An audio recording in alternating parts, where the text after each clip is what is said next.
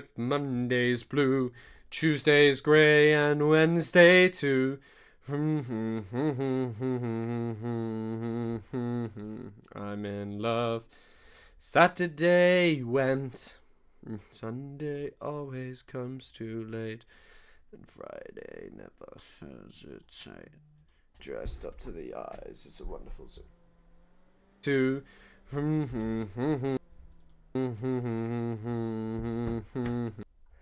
Yo, yo, yo, yo, yo, yo, yo, yo, yo, yo, yo, yo, what the hell is up? Bit of a change of pace. Someone was asking me as that stream ended to talk about the, this is Norman Finkelstein's article about it.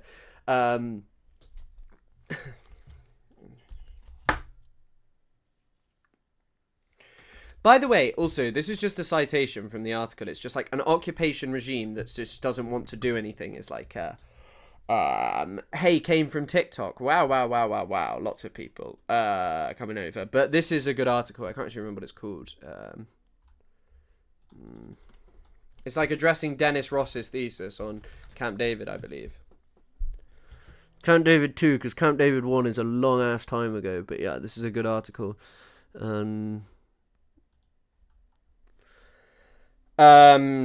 Yeah, this is also it, because like, and I kind of articulated this quite well. I think I articulated this quite well. What these people do, and they go, Palestinians didn't accept this. The Palestinians did make meaningful concessions. Like, beyond this, Ross himself is obliged to acknowledge that Palestinians did make meaningful concessions on 3 settlement blocks in the West Bank, accepting that the Jewish neighborhoods of East Jerusalem would be Israeli, and agreeing to Israeli early warning sites in the West Bank. He also points that Palestinians accepted the principle of swapping Israeli territory for the Palestinian territory Israel wanted to annex, as well as a cap on the number of Palestinian refugees permitted to return to Israel. But like, and then they say that Arafat just walked away. It's like, this is also from the Wikipedia. It is not just most Muslims who consider Israeli settlements in East Jerusalem as illegal, but under international law as well. That is also the thing to remember. Palestinians are the ones making major concessions, literally, under international law, and you're just making to expect to believe that they're like the evil rejectionists. But God, I am sweaty after that. But am I an indie guy? Yeah, I'm an indie guy. I like, well, indie's a funny term. Like, when I was at Exeter, we used to go to Cavern, and it was just like the Libertines, the Cure, the Smiths. But, I mean, if you're counting those as indie, which they are by no means indie, but people would class them as indie, yeah, I would say, like, I'm relatively indie when it comes to stuff like that. Hi, I missed your segment on Do Not Worry. Bad luck, mate. No, I'm joking, that's unfortunate. It was good, I enjoyed going on, and I'm glad that they raised so much money. It was nice to be a part of that. And you all found out the news. I'm going on Bad Hasbara as well, which I hadn't wanted to tell you because I didn't know if they wanted me to make it public. But yeah, I'm doing that.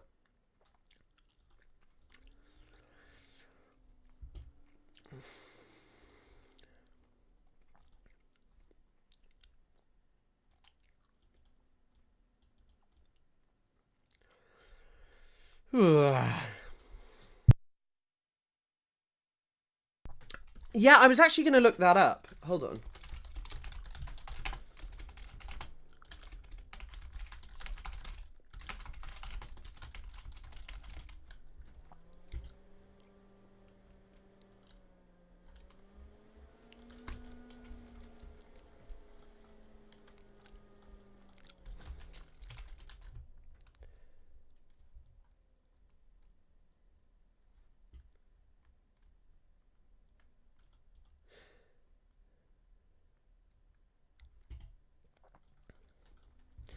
Literally just look at this. In Gaza's 2022, Gaza's farmers exported $44.6 million worth of produce, according to the Palestinian Ministry of Agriculture, but Israeli restrictions limited sales to a few neighbouring countries. The vast majority of this produce was sold to the occupied West Bank, generating about $34.5 million, followed by $8.4 million to Israel, $661,000 to the GCC, and the remaining $138,000 to neighbouring Jordan. Among Gaza's exports in 2022 by trade, 1/3 of them were strawberries. Really? I bet those Gaza strawberries were lovely.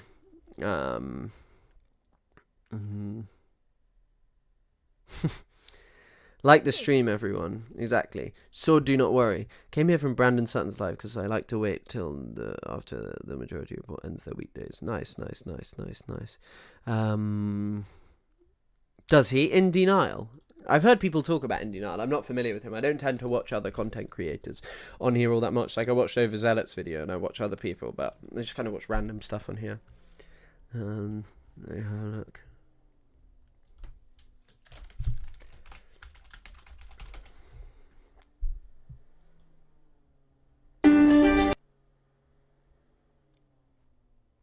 God, In Denial's getting out. Oh no, he's not. He's not getting out a lot of videos. I was gonna say. Oh, I have seen In Denial. I've seen his gamification of warfare. I've seen that. That's good. But yeah, I'm not. I watch more people on TikTok, to be honest. Are you wearing pants today or shorts? I'm wearing pants. I'm wearing jogging bottoms, as we call them, which you would call, I don't know, something like, you got the joggers on, bro. That's what you Americans be saying to me. God, my followers went up a lot after that. God, Adeel Cohen's mentioning me. Wait, is that Adeel Cohen? I think that's Adeel Cohen. Is it Adeel Cohen? I don't know. I'm looking to see. I know it's a different Adeel Cohen. There's multiple Adeel Cohens, not the one who hates me. Have you read Environmental Warfare in Gaza? The whole book debunks that guy's idea. I mean, the thing about like what I was trying to articulate is like I actually care about this. I've never read all of this, the Gaza Strip, the political economy of development, but I've read both of her previous papers on this from the 90s, and she just talks very well about the destruction of Gaza's economy. And it's not like people who go Gaza could have been Singapore are literally just people doing propaganda. Like, you know, like,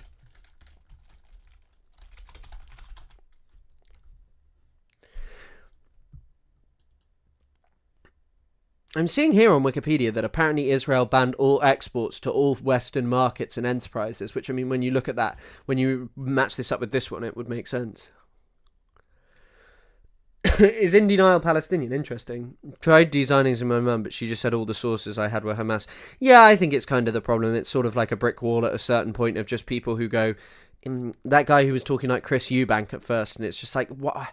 Like, the thing is that, like, if you look at, like, genuinely independent organizations, like, you'll tend to find that, like, actually what's going on there is much more independent than what Israel is saying, but they still deny and say, this is Hamas source, it is Hamas. Hamas are killing the babies. Hamas.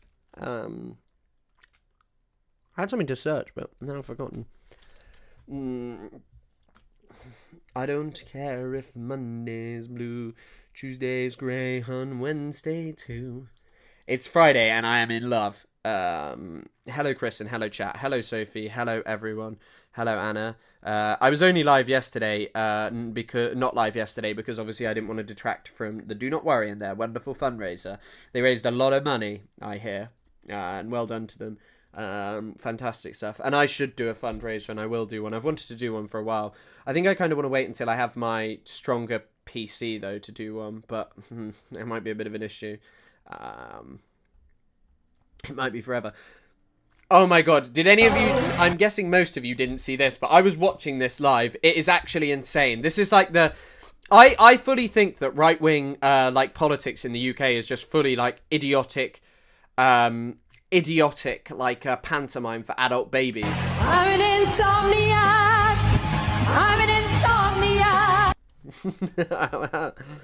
insomniac! Wait, I want to see if I can find the actual video. Oh, what's her name?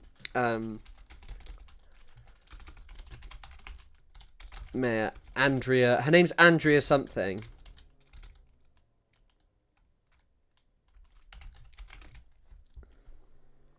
Andrea Jenkins. Andrea Jenkins. This shit is what should be put on Hogwatch. Like, watch this. I'm an insomniac. I'm an insomniac. Staring at the ceiling. Yes, I'm an insomniac. I'm an insomniac. And all I can hear is the sound of that clock. The sound of that clock. I'm an insomniac. This woman is mayor of like a large area in the UK. How many people live in Greater Lincolnshire?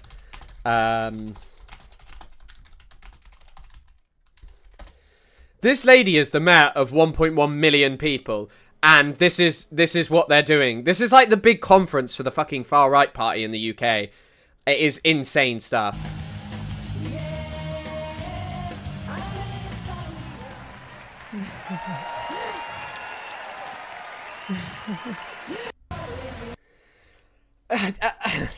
I mean, this lady, wait. In their recent rounds of transport funding have bypassed both Luke and I don't know what the fuck she's talking about there, but I'm sure it's bullshit. Right, let's close all of that. I just want to see if I can find her. She's like... but instead chose to give the funding to the Labour Metro mayors. How about booing?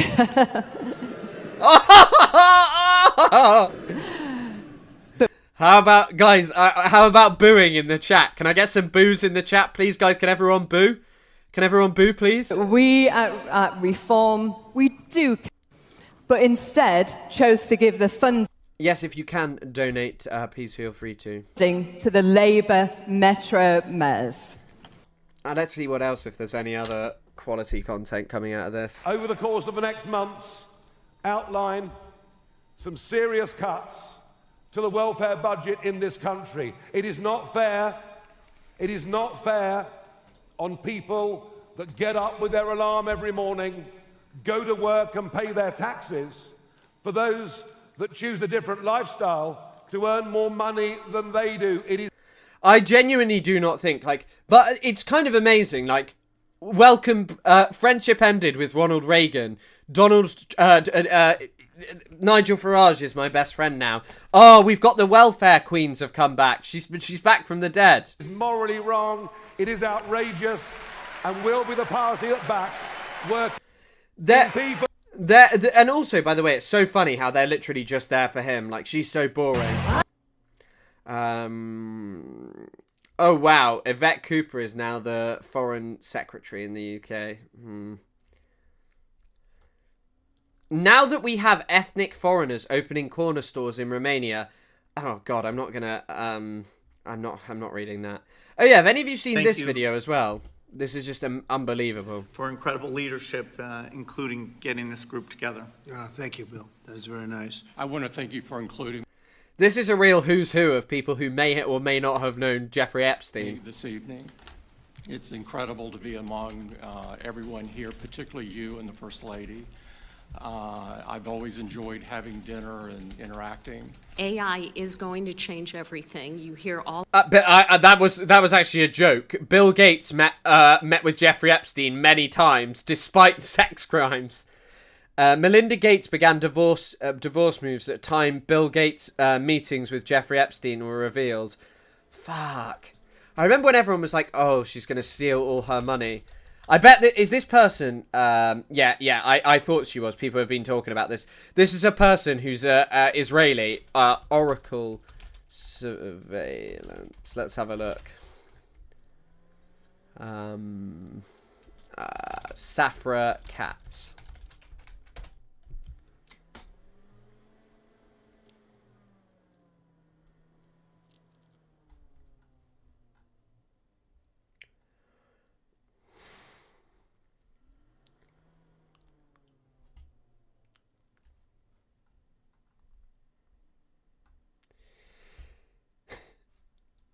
Don't worry, guys. This is actually a win for feminism. She's the 40th richest world's self-made woman. So can we get some dubs in the chat for this wonderful lady? $15 million for she's 15th for America's richest self-made women. $3 billion. Wow. That's her real-time net worth as well. I hope you're all impressed with that. What is CEO? What is CEO? What is Oracle? Let's have a look. Products and services. The company's first and through the last only profitable product. Oracle shipped release 10G and then the latest database using Java. Yeah.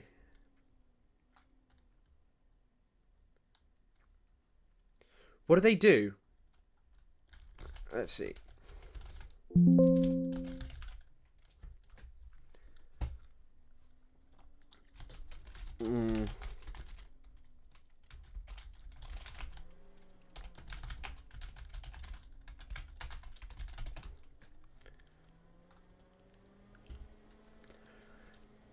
Ah, here we go. Here's BDS talking about her company. Are you surprised? PDF in the UK connects as the notorious PDF. Who's the notorious PDF? Jimmy Savile? No. Jimmy Savile was like an old style pedo. Like, and he was much more like UK style pedo. Jeffrey Epstein was like Jeffrey Epstein was much more like a sort of high class pedophile, whereas maybe Jimmy Savile was up to that kind of stuff. Oracle's leaders' ideological commitments to Israel place the company as a fiduciary risk. Safra Katz said that unlike Google or Amazon, an Oracle employee who is not satisfied with the company's partnership with Israel has no place in the company. Oracle leased land for its data center in Jerusalem from Binat, specializing in data communication, in 2019, but was forced to shelve plans to expand its operations in Israel, despite its plan to build an underground data center in Tirat HaCarmel. The latter was ultimately ditched due to Israel's economic decline and heightened security risks during the Gaza genocide.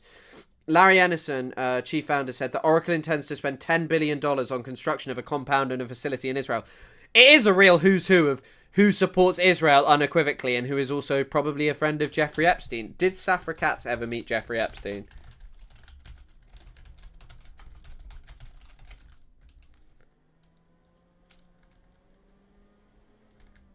There's an article Epstein out, but it's unfortunately a different Epstein.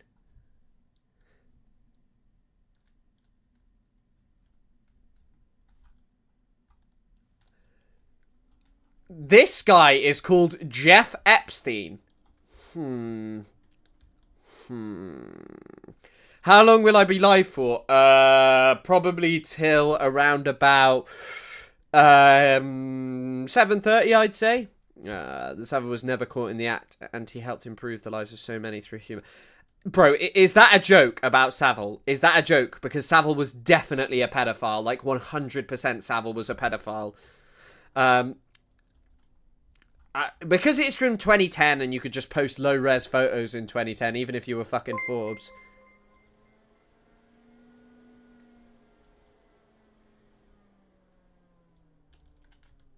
Jeffrey E. Epstein.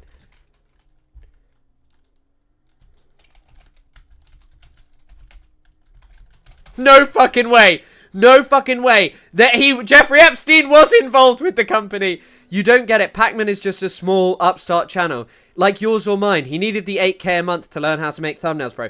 When we were talking about that yesterday, I didn't end up reading like all about it, but like I'm unfortunate I did. Yesterday, Oracle named Jeffrey E. Epstein, that's Jeffrey Epstein, Jeffrey Edward Epstein, as executive vice president. Also, what was his name? How old was Epstein? Wait, why is this not, like, it's not on any Epstein stuff. Jeffrey Epstein's name was Jeffrey Edward Epstein. So, wait, no, would he be no, he would be 52. So is this a different Jeffrey Epstein?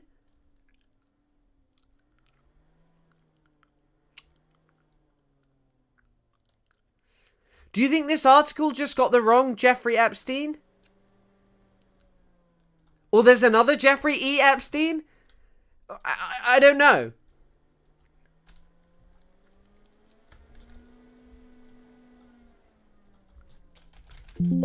It's a very unfortunate name to have, Jeffrey E. Epstein.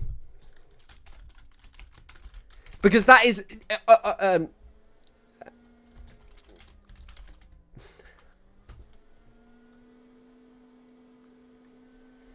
I'm now just down a rabbit hole of looking at this guy, Jeff Epstein. Because this actually looks like... It seems to be this guy. But, so is he just called Jeff... Is he called Jeffrey E. Epstein? All of us saying that. We're going to have to look into this. We're going to be looking into this all evening, guys. But the fact that you are our president and you recognize this right away and you've unleashed American innovation and creativity. Echo the comments of Sam Altman allegedly committed sexual violence against his sister while she was a child. Just want to say that. All alleged. And if you ask OpenAI about that, but this guy's deranged. And others, thank you so much for getting us all together, and thank you for being such a pro-business, pro-innovation president. It's a very refreshing change. I think it's a real incredible inflection point right now in AI. The fact that your administration is supporting our companies instead of fighting with them. We look forward to working together, and thanks for your leadership. Great job you're doing. Incredible, really, job. Would anybody like to say anything? You have a lot of There's Zuckerberg. geniuses on my right. Well, thanks for hosting us. I mean, this is quite a group to get together, and I think I enjoyed smoking the meats for this meetup. Thank you for letting me smoke the meats. all of the companies here are just making huge investments in the country in order to build out data centers and infrastructure to power the next wave of innovation. So it's, we don't often get together as the CEOs of the different companies, but it's good to see everyone. It's really difficult for me because we all haven't been together since Jeffrey Epstein was convicted. It used to be a great space for a meeting. I'd meet great people at Jeffrey Epstein's parties. Jeffrey Epstein was great guy. Does anyone want to say something nice about me? I mean, yeah, it is weird, but just also this stuff of God, also, just look at this at the Nigel Farage thing. Direct bully in London. Nigel Farage, who's making hundreds of thousands of pounds and pretends to be the fucking everyman. This guy is just like Trump light, but he's literally just like a more meek version of Trump. So,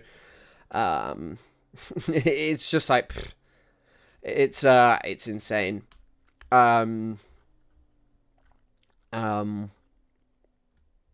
Yeah, I mean, also, by the way, so I guess we could talk about the Hind Rajab film.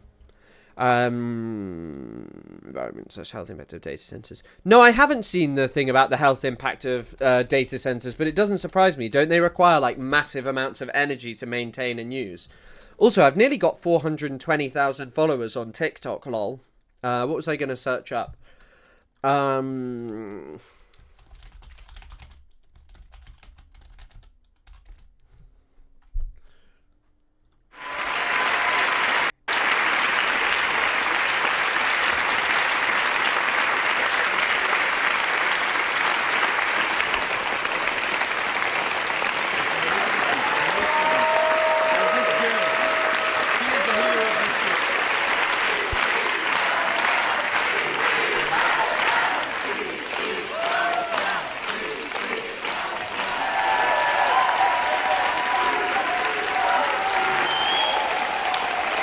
It's so, I have a lot to say about this, but, do you remember, I think that this is true, so I'll just check it up.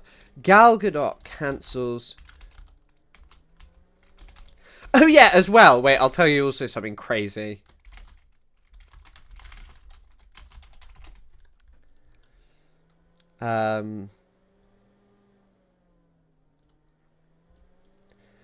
I'm pretty sure there was Gal Gadot or every time Zionists but every time Zionists try to organize their screenings of things, no one's fucking going, but celebrities are actually going to this kind of stuff, but I don't think that that's that significant of a thing. Hello gang, I'm drunk. Happy Friday. Congratulations on being drunk this time. Definitely having a few beers myself later. Some yummy beers for a Friday night.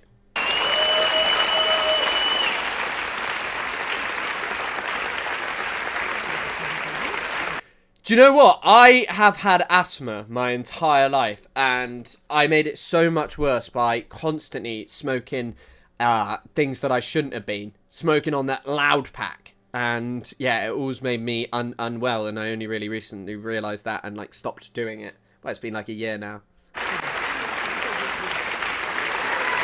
Enough champagne to fill the Nile! Enough champagne to fill the Nile! Kal-El, no! Enough champagne to fill the Nile. Kal-El, I need... I just want to see if I can find it. Kal-El, I need you to give me enough champagne to fill the Nile. Kalel, I need you to give me enough champagne to fill the Nile. That's like I don't know. That's like having Ronaldo, Messi, Pele, Maradona all on one team at once. That is the best fucking actor that you will ever see. Kalel, no. Kalel, enough champagne to fill the Nile. Oh, fuck up, you! Mirror, mirror on the wall. Let's watch some Gal Gadot acting. Say goodbye.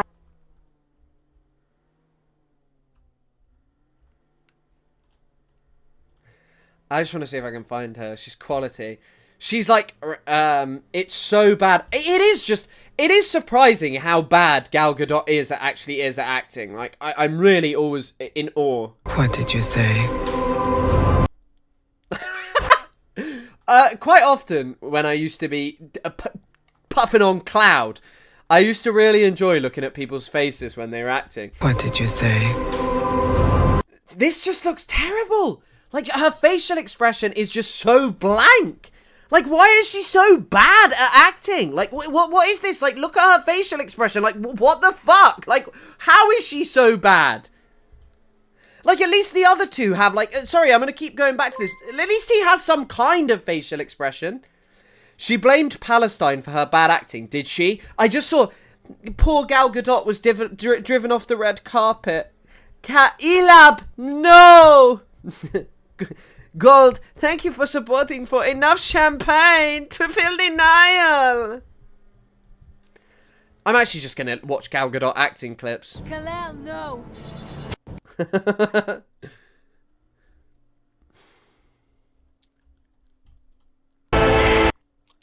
I definitely can't watch an acting compilation. Oh god. Gal Gadot, yeah. I mean, genuinely one of the worst actors I think is imaginable.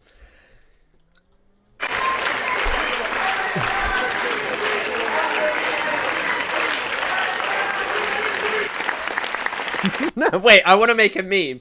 You know, wait, are any of you competent enough to make a meme and then to let me post it? I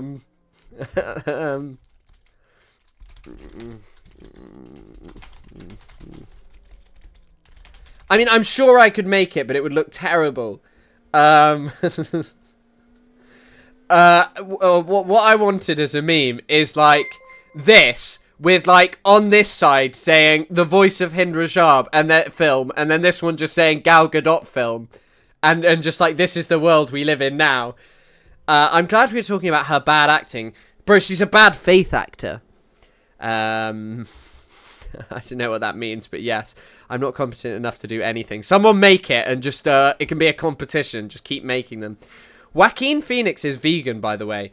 What the hell is the relevance of that? Guys, I'm actually really sorry, but I'm gonna have to go pee. I am desperate. I know what we can do, because this definitely isn't copyrighted. Because I know Bad Empanada plays it, and I like it, so it's not copying him. It's just knowing that it's not copyrighted.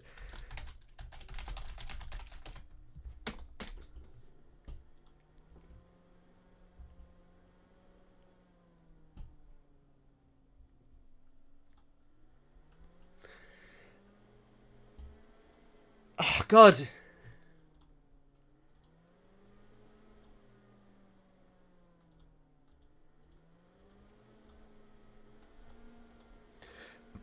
I'm never going to be able to go for a piss now, because I'm just having to wait for this to fucking load. Yeah, it's red sun in the sky, but it's just... my PC is so fucking cooked at this point. I am desperate for my new one. Oh, it's just not working. You're just going to have to... Oh my God, what? It's literally just black on my screen. Like, this is just all it is. But like...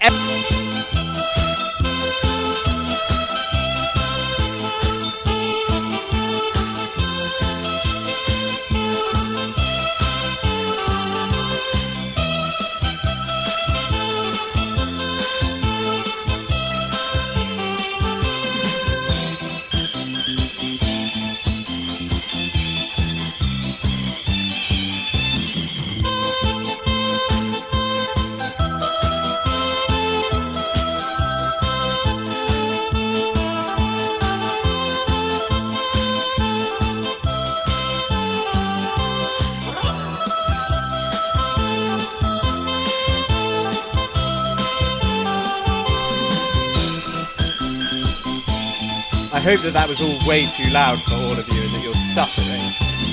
我们心中的红太阳，照得边疆一片红。长白千里，歌声嘹亮，海南江河红旗飞扬。千条江水归大海，万朵桂花香洋海。延边人民纵情歌唱，我们心中的红太阳。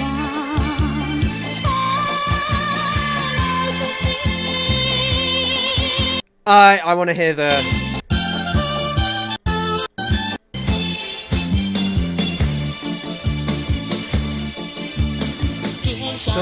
Wait, there's actually a better one, which I do not think is copyrighted because it's not on any music platform.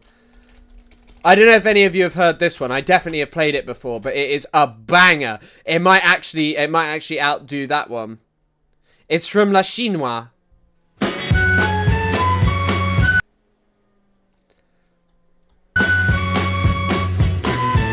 Le Vietnam brûlait, moi je hurle Mao Mao. Johnson rigolait, moi je vole Mao Mao. Le napalm coulait, moi je roule Mao Mao. Les villes crèvent et moi je rêve Mao Mao. Les putains crient et moi je ris Mao Mao. Le riz est fou et moi je joue Mao Mao.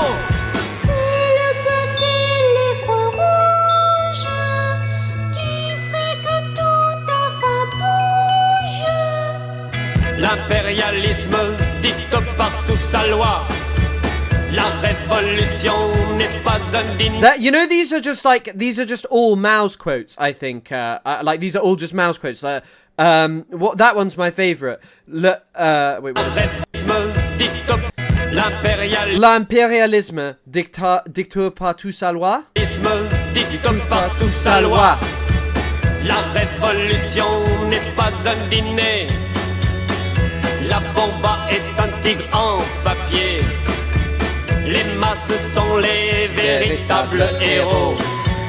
Les ricains tuent et moi je mime Mao Mao. Because socialism means no copyright for Red Sun in the Sky. Yeah, you're right about that, Noxolotl. Sorry I didn't catch that in time. L'ennemi ne périt pas de lui-même. Mao Mao. Mao Mao. It's composed by this French guy for a film, Mao Mao by Claude Chenet is what it is. Yeah. They're all just they're all Mao quotes. You'd probably know the real power flows out the butt of a gun. But yeah, that's a banger song. You wouldn't steal a car. Hold on. Let me look at the meme contributors.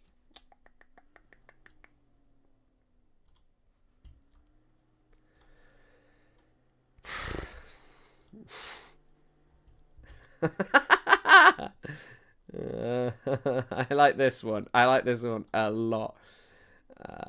Wait, how can I?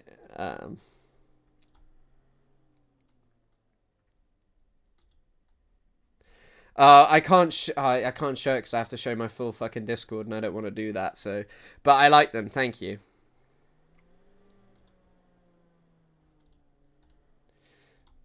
Oh wait, no. If I shared it. Oh, I don't know how to share it, but thank you for those creations. Bonjour à l'Australie.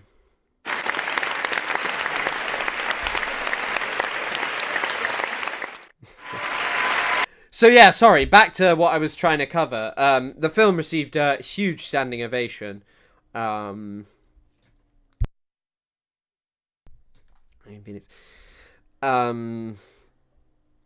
So, voice of Hind Rajab. I know this person, actually. I worked with her at Middle East Eye. We were both interns. She's a very nice person. I'll see what she had to say, because I like Tamara. So, let's have a look. I'm copying Mr. Piker.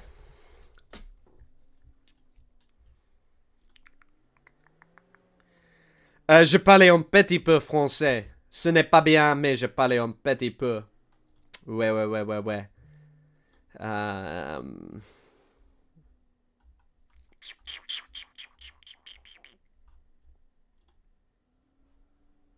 The record for the longest standing ovation at nearly 24 minutes. And who is it about? The film The Voice of Hind Rajab premiered at the Venice Film Festival on Wednesday. It tells the story of Hind Rajab, the 5-year-old Palestinian child who became a symbol of Israel's atrocities in Gaza. Her story began on January 29, 2024, when Israel's military told residents of Gaza City to evacuate immediately. So Hind's family got in a car and began to drive north. But a few hundred meters later, they stopped. Hind's 15-year-old cousin Leanne called her uncle to tell him they were surrounded and Israel's army had opened fire on the car, killing everyone inside apart from her and Hind. The Palestinian Red Crescent Society, or PRCS, made contact with Leanne that afternoon. الو مرحبا.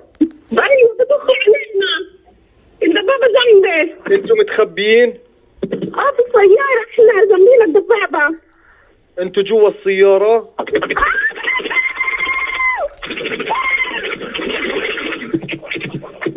This is also just such a significant story in terms of Israel just lying about it. Like, Israel just lying about this kind of stuff. Like, you know when... I will once again bring up everyone's favourite pro-Palestinian voice, who's a moderate voice, highlighted by everyone's favourite pro-Palestinian voice, Ethan Klein. Brilliant guy, Ethan Klein. Done more for Palestine than most people ever will in their entire lives.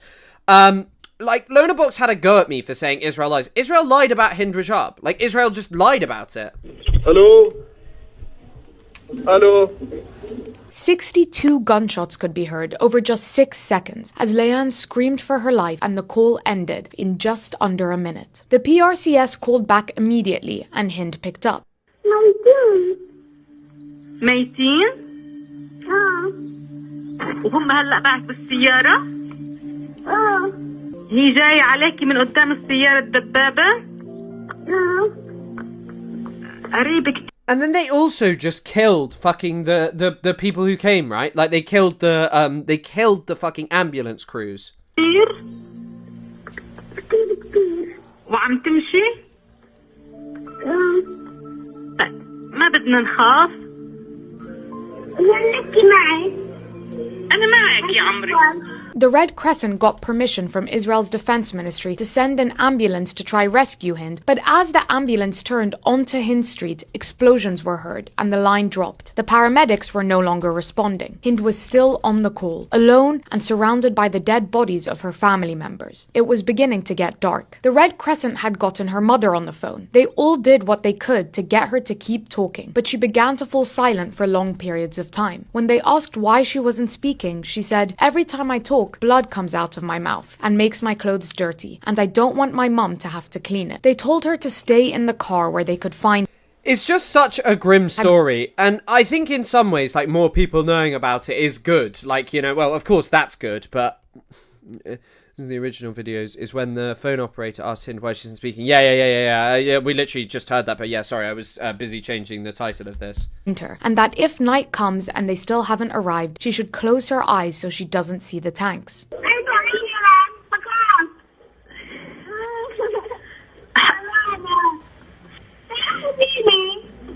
حبيبتي والله لو بإيدي لأجيكي.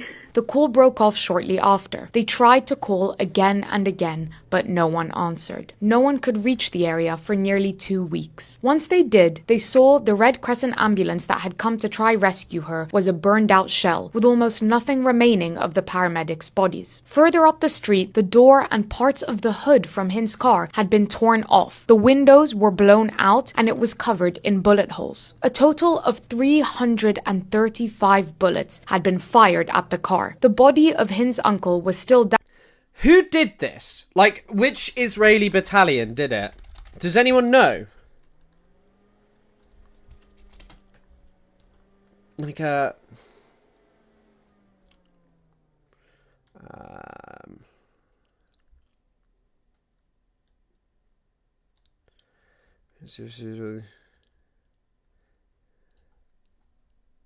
dangling from the driver's seat. And also, by the way, the fact that this was just ignored by the Biden administration is exact proof of like what this is, like why we should just sit here and like not pretend that Kamala would have been that different and all of this stuff. Like, 401st Armoured Brigade is the ones that did it. I guessed it would be the Armoured Brigade.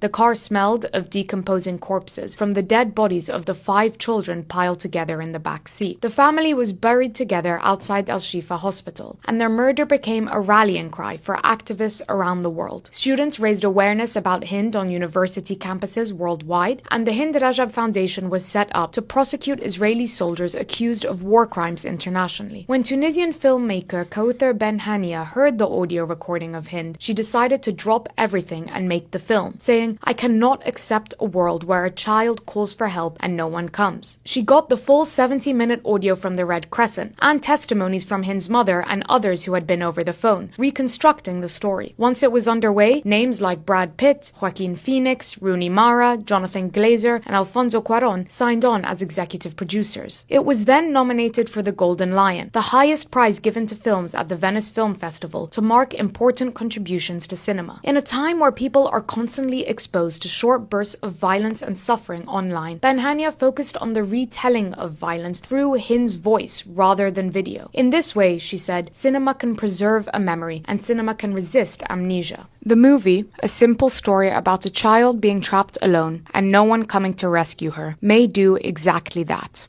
Why? I think I do have like many things to say, and Nadine Kiswani had a good tweet about this.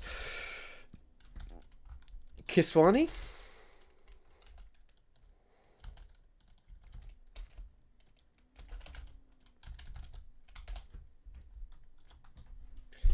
Why can't I find her? Nadine, that's why, because it's spelled way differently to what I thought it was. Kiswani. Oh wait, I won't actually just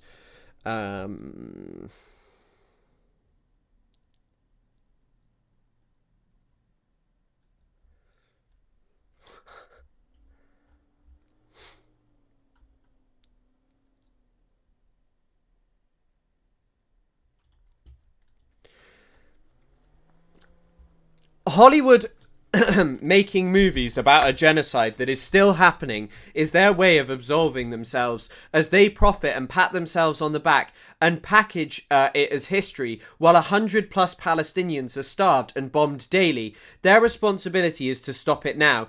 And I think that there are figures within Hollywood who do absolutely everything in their power to try and stop this kind of stuff from happening. Everything in their power of just constantly talking about Palestine and, speaking freely on it. And I think that that's a very good thing. But I think that, I think as well that this also stands as well, that there is much of Hollywood who don't do anything, who don't care, who haven't used their voices to speak up for Palestine. And when it comes to this point of it's kind of like, what is there to say? And then this was the tweet that I actually thought was the better of the two. Look at No Other Land, which won an Oscar, but what did that change for Palestinians? One co-director was beaten and detained after the win. Another contributor was shot dead. Hollywood applauded, then moved on. Storytelling didn't stop the violence. We need action, not applause.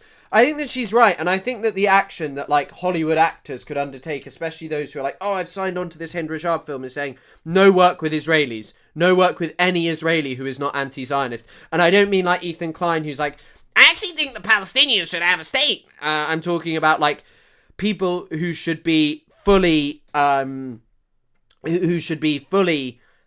are fully like, Israel should not be a Zionist state because of what this has done and the consequences for the Palestinians. I think that is like a tangible action that Hollywood actors could take, and just refusing to collaborate and calling out, I'm sure there are Israeli companies involved in Hollywood making films to whitewash Israel's crimes and all of these things, and calling out films like that and using your platform to do that kind of stuff. And there's a comment which I did think was interesting. Part of me agrees with Nadine, but I know Hind's mother fully supports / collaborated with the film on this, which is why it's valuable. And it's exactly, and I guess that sort of fits within the thing of like people's reaction to No Other Land, because I knew that the vast majority of people who were talking down on who were talking down on No Other Land hadn't seen it, because then they were like, it's about reconciliation, when the film actually deals with that kind of stuff, when the film has Palestinians like, it's so hard to be around you because you are an Israeli. That's probably your father, your brother, your friend, your colleague who is bulldozing my house and bulldozing my land. The part that I think that it is important in terms of what you're saying as Hind Rajab's mother, and I think it is important that people see it and more people talk about it, but I think that the other thing that I feel very strongly about is that it isn't where this ends. This is about like pushing people towards more action and expecting more of celebrities in terms of never stopping about talking about Palestine and these kind of things. Hi Chris, is there any way I can share a GoFundMe of a young mum who I speak with in Gaza? If you put it in the Discord, the donations channel, that's a way which is pinned up here. Well, actually, it's Muslims Mutual Aid Flower Fund, which is currently up there. There's actually something I wanted to look at. I do want to see Hassan's take on this, and because he's lame AF. And there's also other things which I would. This is the one I was looking for yesterday, but I kept citing.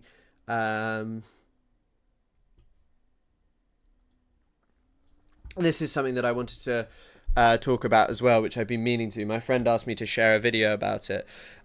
You could put the Discord link in the video description so people can join. Yeah, I could. That's a good idea. But normally when I'm done, I'm just like done with fucking stuff. But not with just like I normally just am like, oh, I'm like it's been a long day of looking at the thing. People project a lot into the film industry. What do you mean? It's no knock against the film for me. It's the way these upper crust libs value this more than for the art than the wider message. Yeah, I think that's probably a pretty good point. This is day 26 of... So there's a lady called T. Hoxha who is doing a hunger strike as a result of being in prison without trial, as a result of her participation in action against the Israeli genocide. With those films as films overzealous as they are often made for white audiences who are complicit in the atrocities portrayed. I mean, indeed, and it's apathy towards when Hind Rajab was actually killed, or even the people who still continue to offer any credibility to Israel. They are actually some of the most complicit in this, because if you still sit here and litigate what Israel says and say like, oh, actually, there's two sides to this story and you need to read more and learn more, and it's just like, motherfucker, Israel is a lying entity that murders children and then lies about it and has lied over and over again and lied about Hind Rajab. It's just ridiculous. It's just utterly ridiculous. Sorry, I've just seen something crazy. Some wild stuff. There's a 12-year-old at the Reform conference.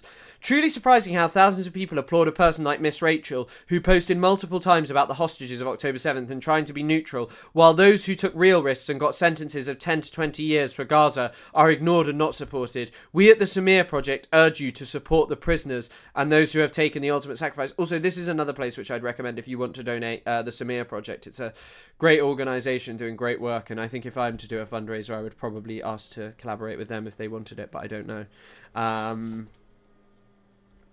What did the LA Holocaust Museum?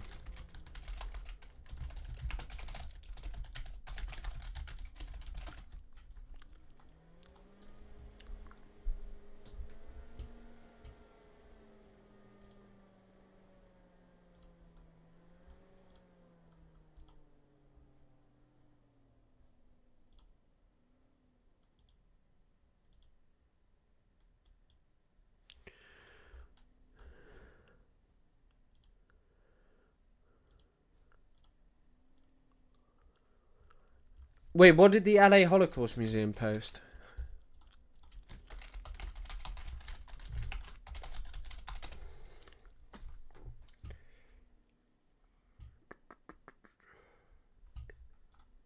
Oh, okay.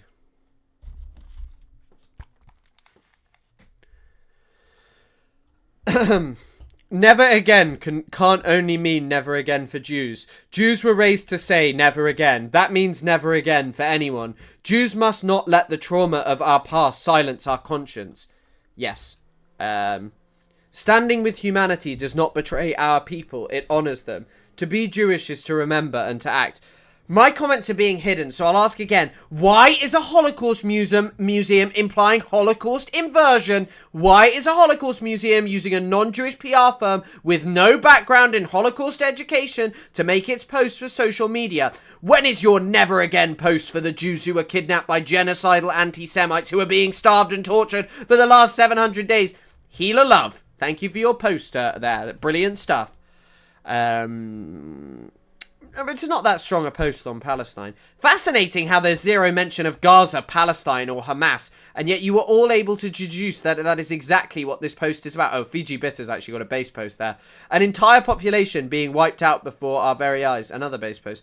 Someone actually got paid to make this post. OMG. Fire the whole social media department. Ugh, God, just some Zionist. Ugh. Ugh. Ugh. Common Healer L. Yeah, I think that you're right about that. But yeah, what was Hassan Piker saying?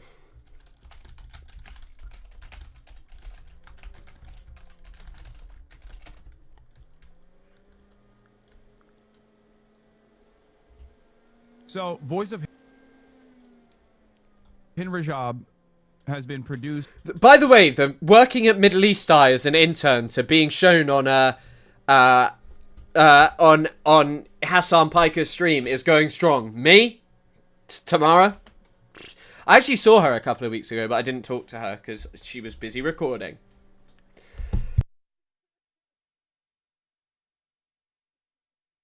By, I think, like Joaquin Phoenix and a bunch of other people. And it's making its rounds through the award circuit. And in the aftermath of the Venice Film Festival showing, there was a 23-minute stand. If I hear Holocaust inversion one more time, fucking freaks who employ the term to engage in genocide denial and to deny the links between them. I mean, of course, like, but that's also because most people just think Holocaust means killing everyone.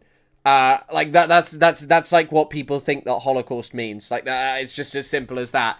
They think Holocaust means everyone gets killed. And that's how Holocaust operates. That's what Holocaust means. They don't understand that, like, even Raphael Lemkin was talking about, was how Raphael Lemkin would talk about, like, techniques of starvation and stuff. Standing ovation. I feel like this is offering some semblance of justice for Hind Rajab. On the one hand, I think, like, you know, this kind of tearjerker is good for broad awareness, I suspect. But I feel conflicted. There is something about this process that, like, I feel very icky about. And I don't want to be the friend who's too woke, because I do see the benefit of this. At the same time, I feel like this is still ongoing. Like, the people in that room, the people who played a role in making this, they could be making a bigger fuss, I feel like. Here's what BM said. I really hate you said. Of course, it's great that the voice of Hind Rajab receives such a sympathetic and warm public response, but am I the only one who can't help but be bothered by the insane dissonance when watching this video? Precious little Hind Rajab was brutally murdered in a destroyed city, being bombed and intentionally starved, right before the eyes. And the other thing I would say about this is that it is so much bigger. Like, it is so much worse even than when Hind Rajab was killed. And that is really fucking saying something. A complicit idle world. This isn't history. It's still happening right now. Every day, there are dozens of Hind Rajabs in Gaza being butchered in their decimated millennia-old home simply for being Palestinian. Meanwhile, in Venice, although it could have been LA, Tokyo, Amman, or even fucking Tel Aviv, wealthy, influential people are wearing their fancy suits, indulging in an extravagant event, being served cocktails and hors d'oeuvres by working-class waiters, and having an evening of culture and entertainment while watching poor Hind's story. Venice is just 2,500 kilometers away from Gaza, a mere 4-hour flight from the Tel Aviv airport, named after the orchestrator of the 1948 Nakba. Yet it feels like a whole different world, a spoiled and content world, who takes just a moment in the middle of this indulgent celebration to shed a tear and give a standing ovation in honor of a little girl murdered in a Holocaust that is still being carried out in full force. Their teardrops on their $1,000 iron suit. Yeah, his stuff is I really like I Really Hate You. He's been I Really Hate You has been a really important voice. And by the way, like when Ethan Klein is like, you hate all Israelis just because of who they are. this guy, BM, is like undeniably an Israeli, but the reason that people don't take a problem or an umbrage with him is because he's anti-Zionist. That's the problem. Just stop being a fucking Zionist. Stop saying Israel has some right to exist and reckon with what Israel actually is and does, and then people do not care. I don't have any negative feelings towards this guy because he's Jewish. I don't have any negative feelings towards this guy because he's Israeli. I have no negative feelings. And it's like Ethan would have the audacity as well to be like, well, actually, Hila left, so she's the best an Israeli could hope for. And it's like, her advocacy is sharing fucking Hen Mazig videos on her Instagram and following people like Yosef Haddad, like a literal genocidal Arab who goes like, I'm an Arab, I'm Israeli, I'm liking the genocide. While at the same time, 4 hours away, another Hind Rajab is being murdered in a destroyed city, bombed and starved to death. And those who brutally murder those thousands of Hind Rajabs are still considered allies in Venice, in Italy, in Europe, and in the entire West. Hell, there must have been some Israelis in that audience last night, some modern-day Nazis who came to watch a film about Auschwitz while the showers are on and the crematoriums are working at full capacity. That was so moving, they'll tell their date, while waiting for a taxi to take them back to their fancy hotels. Gotta get some hours of shut-eye. Breakfast buffet opens at 7. Anyways, congratulations to the creators of this important movie. I sincerely hope it drives some viewers into real action. So, I mean, this is kind of how I feel about it too. Like, I am conflicted on this because not only are there still tens of thousands of Hind Rajabs that are waiting to be saved, okay? There are hundreds of them that get slaughtered every day with impunity. This is not something that happened in the past that is important for people to understand. I appreciate people like you doing this work, Mr. Kunzler. It's so heartbreaking. I can't imagine, I can't make it through reading post/articles in full, but people like you doing the work. I mean, this is literally like the whole point. This is like the whole point of why I started doing. When people are like, oh, you wanted to make money, you wanted to do this, you're a grifter and stuff. It's like, motherfucker, I actually care about the Middle East and Palestine. But the core reason that I wanted to do this was because basically a load of the stuff that I studied was like locked off in academic texts and work. And I wanted people to listen to me because I knew about it. I am not the world's leading expert, but 1, I am charismatic. 2, I am good at talking about this. And 3, I'm like entertaining to some extent, or at least I think I am. I mean, like, I've managed to sustain this for quite a while now. Like, you know, even as like interest has waned away from Palestine, I think I'm someone who keeps people interested in it. And so, like, when like that's like the goal of this. And so when someone calls me like a grifter or something, it's just like, do you think that's really going to affect me? I was doing this before October the 7th. I had like 80,000 followers, so this is something that is ongoing. So if all this amounts to, in the aftermath of watching this movie, if all that amounts to is, oh, I felt so sad, and then that's it, then this is an abject failure. It's exploitation, as a matter of fact. Yeah, and I think that that's a fair point. But I don't think everyone's reaction will be. But I think that there is something grotesque about the spectacle of it all. But the only thing I have to say about this is, do you remember, I think that, like, sometimes, like, I don't agree with the Zionist talking point, but I do think leftists needs to do better about, like, understanding the world, understanding the politics of the Middle East and all of these kind of things. And I think that that's an important thing to talk about. And, like, so when Zionists are like, well, when did you talk about Sudan? It's like, yeah, we should talk about more about Sudan. You should understand Sudan more. Classic Ico Federico. Hi, chat. Well done that you realised you could do that. But yeah, like, when you're kind of, like, talking about this kind of stuff, I don't know. I like there's, oh sorry, actually what I wanted to talk about is when everyone was like, the Oscars is going on whilst the Gaza genocide is going on, and like these people are all at the Oscars and the Gaza genocide, and it's like, yes, that is awful, but unfortunately almost every single facet and part of Western life is built on the blood and the extermination of people who are deemed to be unworthy surplus populations who should just be exploited because maybe they're Asian or good at working, or maybe because they're black and they're lazy and they deserve to be put into prison because they're violent, and all of these things, and all of this undergirds Western society. And so, like, when people kind of just like hyper focus in and say like, this is the grotesque spectacle, and I'm not saying this is what BM or Hassan is doing, I'm just saying more about the discourse that emerged like maybe a year or two ago. I think it's kind of like it's kind of an important thing to say, of like, in a sense of like, don't exceptionalize Palestine, because what Palestine is a facet of Western imperialism. It is a part of Western imperialism, and it is an example of how colonialism is so brutal and bloody and unjust and unacceptable. Like, yeah, and I think that's, yeah, my friend in Gaza has seen your videos just now.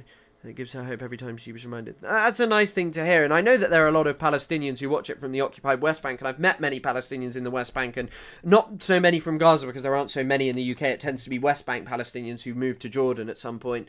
But yeah, I know a lot who do enjoy what I do.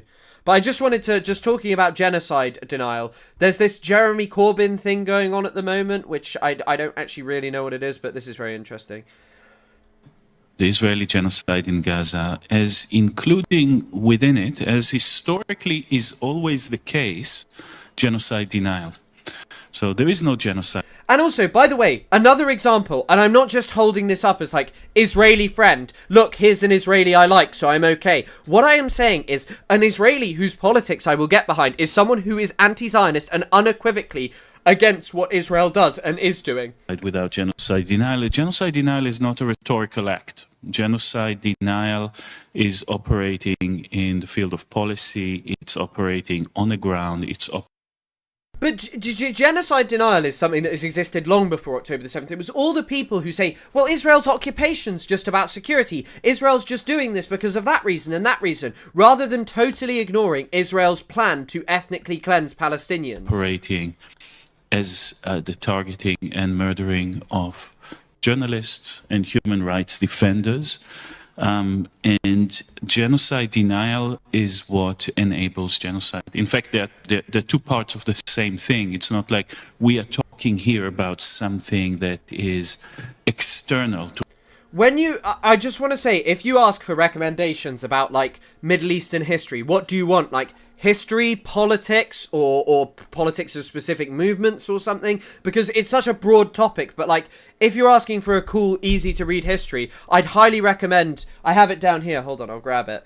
It's like it's an interesting book. I haven't read it since 2020, but it's definitely something that was, like, informative to me as well.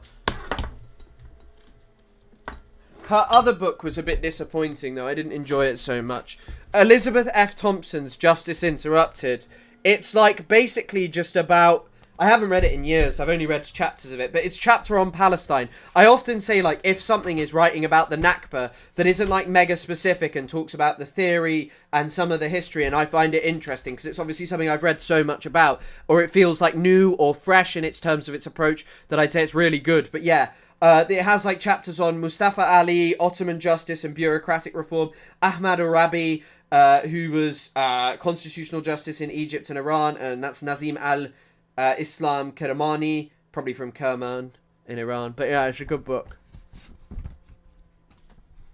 What is happening in Gaza? It is the same process. But also, by the way, when you expand the definition of genocide to look at genocide in... When you expand the definition of genocide to look at it as like how academics look at it, to look much more like a cultural thing, which was worked into Lemkin's words and work, you start to see Israel's entire project as genocide. It's largely what settler colonialism it actually is. What did you write your thesis on? My undergraduate one was Israel an exception? But my master's thesis is about... It's called Reorientalism. Politics, no. There's also the thing about Israel conducting their most lethal operations. I do remember that happening once, actually, previously during the Oscars, actually. I do remember that, but yeah, I love that book. I love that book, to be honest. I think it was... Justice Interrupted is good. But Isle Weitzman is, yeah, he's an interesting guy. He runs forensic architecture. Get this man who insulted my fucking facial hair and then has the audacity to use my videos off my goddamn stream. He is a guy who was in my bad books.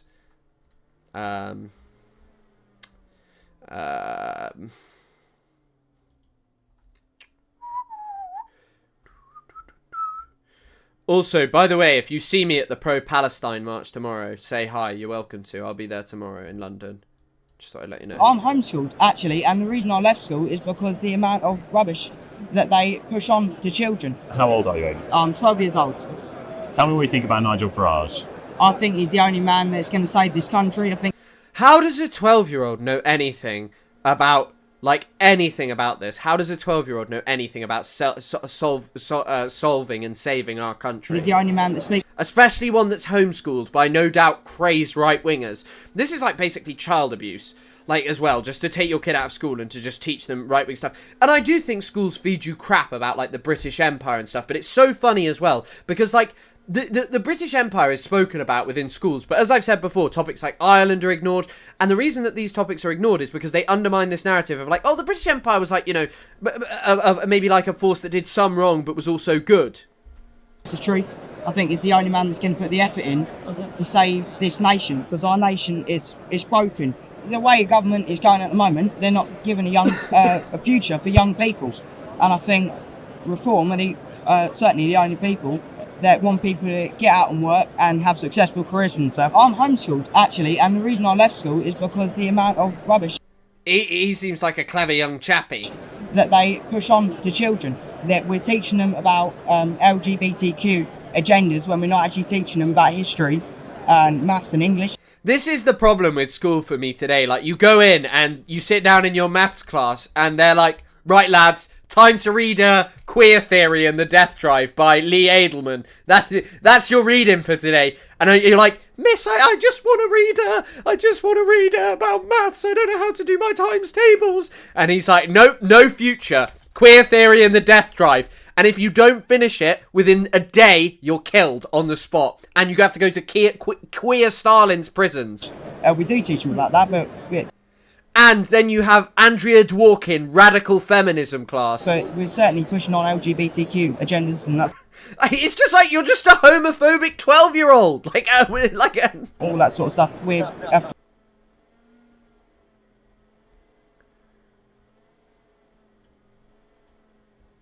afraid to talk about Winston Churchill.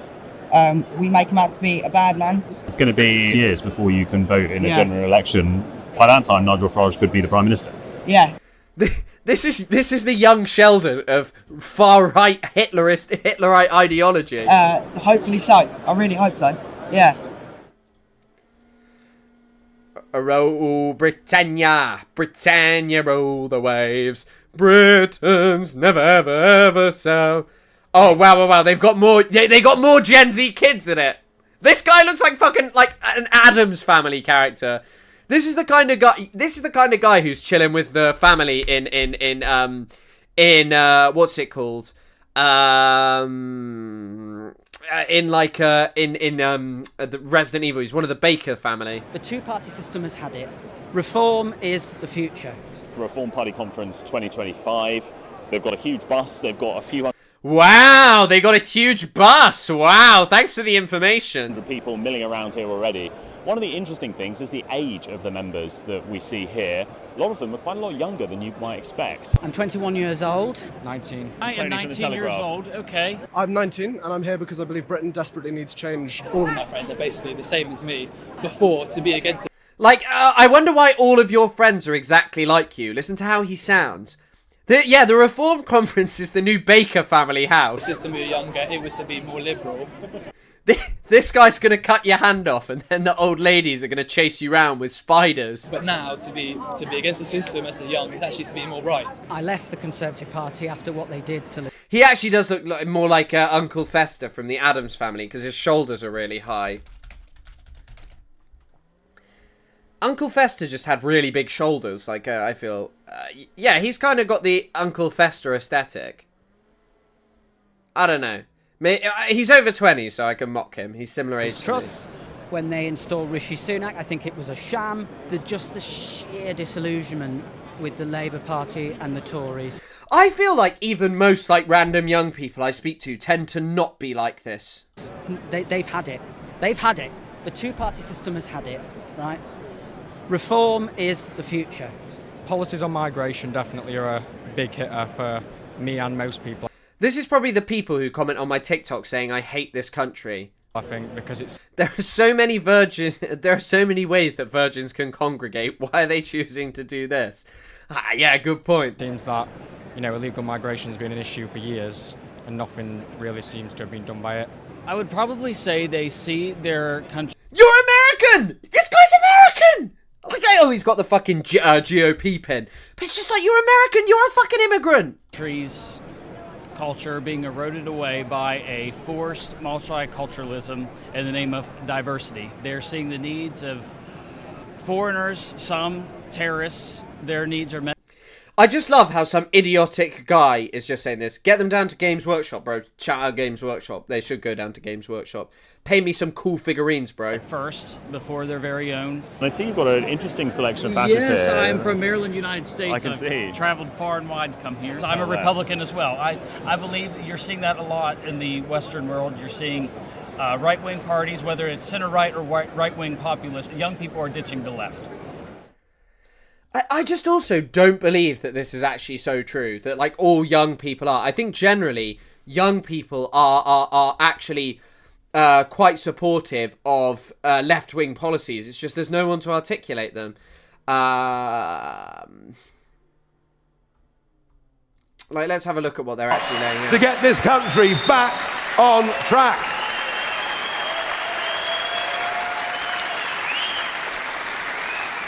You cannot come here illegally and stay. We will stop the boats within 2 weeks of winning government. I'm off to have lunch. And also, by the way, it's funny because, like, I'm sure that they found these, like, kids. But, like, also, if you look at the crowd, it's mostly old people. And you're right, they are all white and male. It's like the same things about, like, the UK government has given far more ground and, like, given way more, way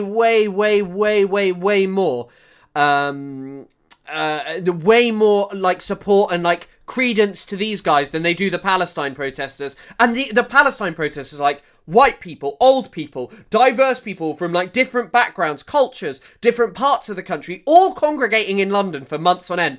And the UK government is just continually being like, yeah, they're actually crazy and we shouldn't listen to them. And then you just see this small amount of, like, really racist old people just like, we hate migrants, we hate migrants, get them out, get them out.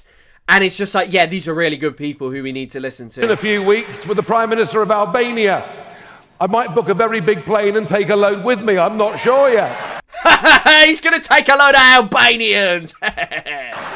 We will end Britain being the most expensive country in the world for industrial energy. How are you going to do that then, bro? How are you going to do that? We will bring cheap energy and we will do our utmost to... Like, if you looked at, like, their policy thing last year, it's not shit you disagree with. Like, you'd all agree with it. Like, you'd all agree with it. Like, you know, you'd all agree with what it was. But, yeah. Re-industrialize Britain. Like, in terms of, except for the remigration and, like, the fucking racist shit. But, like, the stuff of, like, economically, it's just, like, make the country better. Give more money to people. It's like, these are good things. What did he say about taking loads? I don't know, I missed that, but I'm interested now. Hashtag Farage's... Maybe that little boy was stupid to think that he was being taught the LGBTQ plus agenda by the woke schools, and Farage is teaching him to take goddamn loads. And we will, over the course of the next months, outline some serious cuts to the welfare budget in this country. We are...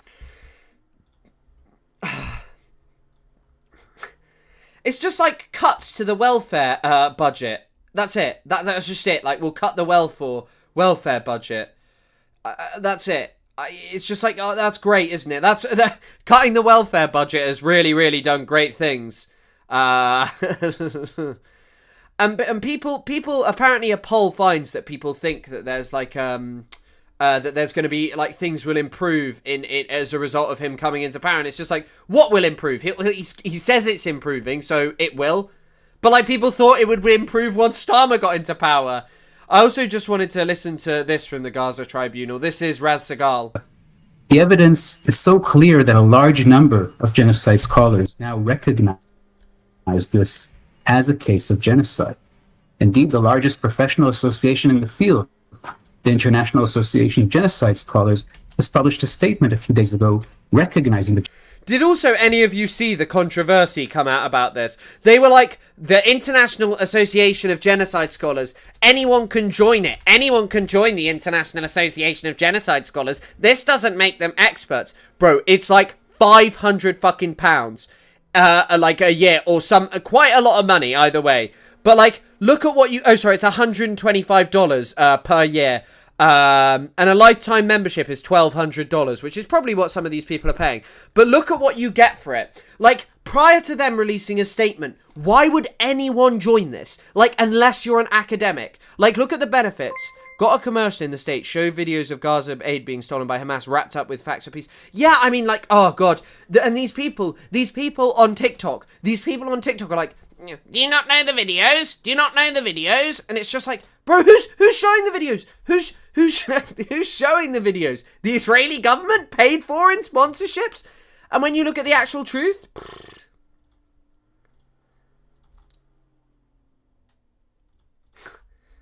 like, look at the actual, like, international organizations.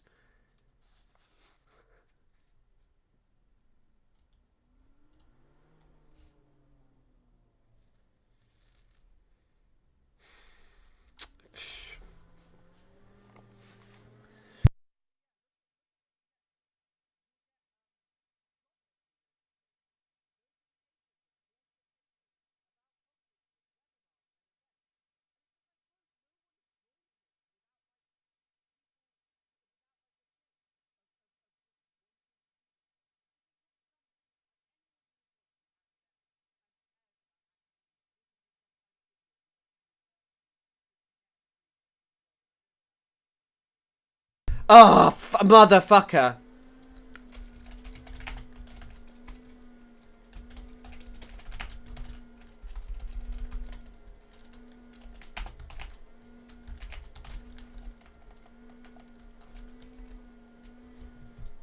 But yeah, like, look at this kind of stuff. Look what the actual benefits of doing this is. This is the actual benefits of what you get. Ability to nominate individuals for and receive IAGS institutional awards. Eligibility to participate in IAGS for emerging scholars. And just, like, look at this stuff. This is not, like, something that people pay for. This is people who are, like, experts in genocide, who are doing PhDs and, you know, all of these things. Like, the reason that someone would be doing this is because they're interested in becoming a scholar of genocide studies. That's, like, it. It's as simple as that. And then people are acting like, anyone could join. So, actually, yeah, it's just like a... It's just, yeah, everything's okay. Oh yeah, I wanted to have a look at this. Have any of you seen this fucking video of this debate in Jerusalem?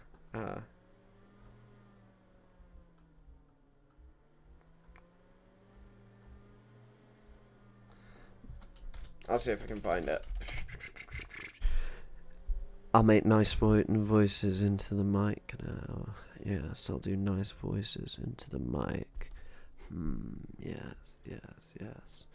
Oh, yes, yes, yes. This is written out. Someone actually posted quite a funny video about this. Wait, sorry, I'll quickly watch this first. Will come in. Our guest has something to say, yes. Our guest has something to say. Oh, sorry. Yeah, sorry. Oh, yeah, it's long. They've invented this new thing called... like, we've never had it here before, like, no one's done it before, and, like, they're doing it bare, and it's just like... 2 kids donating our hard-earned cash to these... What was that? Oh, sorry. Yeah. Just true. Like, these people are like, sexual assault was invented. And I guess it taps into something quite significant, which is like, you know, you do need to talk about, like, rising sexual violence in British society and people getting away with it. But of course, they don't actually want to be talking about it, do they? They just want to talk and blaming migrants for it. No, I heard they get a catalytic converter and a motorbike every week, and on Saturday they get to go to cash converters. Right, well, I just think he's taking the piss. Do you care? That's your hair. No, I do care. No, I do care a lot, because I've got a sister. Oh, you've got a sister? Yeah, I've got a sister, so I care. Okay, yeah, because I protect women now. Yes, we must protect our women. All of a sudden. Yes, I'd hit mine before, yes. Yeah. Just go and put some flags up there or something. Yes, go. Yeah, I'll be mint. I like the top comment. Paint the mini roundabouts. Paint the mini roundabouts. Migrate me. Oh, it's just insanity. But I wanted to watch this. During an anti-war demonstration in the heart of Jerusalem, we witnessed an interesting debate between some of the protesters. This video makes me feel really uncomfortable because I actually have the exact same t-shirt as this guy. And a man who had just served in the IDF in Gaza. You're supporting the enemy. You're supporting what I was asking you are supporting the enemy. Do you know how many people have been killed I know in Gaza? that Israeli people are the most important thing that ever exists. All right? Bro, you know when people talk about Palestinians, like that guy who was like, Palestinians are going to educate themselves to hate Israelis. No, what Palestinians are going to educate themselves on is their history, their experience of of brutality at the hands of the Zionist project. And this kind of like stuff. And of course, that'll make Palestinians against it. But listening to this guy, like, he believes Jewish people, Israeli people are the most important thing on earth, that killing people is cool because he's more important than them. Like, what do you even say to that? They're always like, these damned Palestinians, they're so extreme. Okay. I don't care about so if you can, how many terrorists are being killed. Can we kill? The more killed, the better. Children, Terrorists. children. Can we kill You've children? been there. You saw that children. You saw that. No, that they're supporting the terror. 12 years old, Hamas giving. Yeah. He just makes something up and just justifies killing children. The weapons. I saw that in my own eyes. Yes. I saw that. 20,000 killed kids. Terrorists. Why has Israel never produced a photo of a child wearing a weapon? Babies! Terrorists. Half a year baby is not a terrorist. Don't lie to yourself and to all of us. Half a year I've been there. baby. I've been there. I'm And not lying. you know that half a year. It's just the same. These people are just... These Zionists are always the same. They always go, I've been there, you've not been there. That's all they have because they are justifying child murder. Your baby is a terrorist, You yes? haven't been there. I've been there. I saw that there are no the babies. news from all the world and they don't show it here. I've been The there. How problem can you say is it? that the news in Israel, they don't show what happens in Gaza. We don't have any idea of what happens in Gaza. The soldiers don't see most of it because they're in one part. But most of the people that are killed in Gaza are from airstrikes and not from the soldiers. So they don't see it. And the problem is that all the countries are saying we must stop the war, but they're not doing anything. So if they would stop like talking about Israel stopping the war and start doing it. So move to Gaza. Move to Israel. What? It's all the same. Move to Gaza. Same propaganda. Why would I If do you're it? supporting the enemy, so go ahead. I'm not supporting the enemy. You're supporting the enemy. Crazy. During an anti-war... It's the same arguments. It's the same arguments. It's the same arguments. Just the same arguments. Like, these genocidal Israeli soldiers make the same arguments as liberal fucking Zionists. And then, like, when people say, where's the intent in Israel? There is no intent in Israel. Hamas have genocidal intent. Hamas do the genocide. Hamas do the genocide. Hamas do the genocide. Hamas. And then you just go on...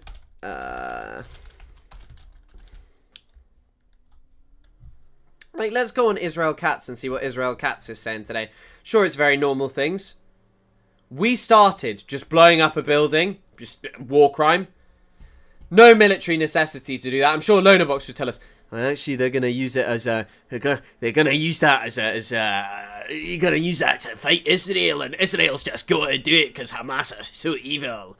But then you read it. Now the bolt must be removed from the gates of hell in Gaza. The first evacuation notice is delivered to a multi-story terror building in the city of Gaza before an attack. When the door is opened, it will not be closed, and IOF activity will intensify until the Hamas murderers and rapists, the Israeli murderers and rapists, accept Israel's conditions for ending the war, headed by the release of the hostages and disarmament, or they will be destroyed. And then his tweet yesterday. Let's have a look at this one. The Houthis are firing missiles at Israel again. A plague of darkness, a plague of the firstborn. We will complete all 10 plagues. Bro, these people are just religious fanatics who believe in killing children, that they are more important than anyone else in the world. And this is what they teach in schools, by the way. This is what they teach in schools. This is what is taught in Israeli schools. In Israel, Palestinians don't get to control their own education, but Orthodox Jewish schools, Jewish religious schools, different sects, they get to control their own education and do this kind of stuff. You know,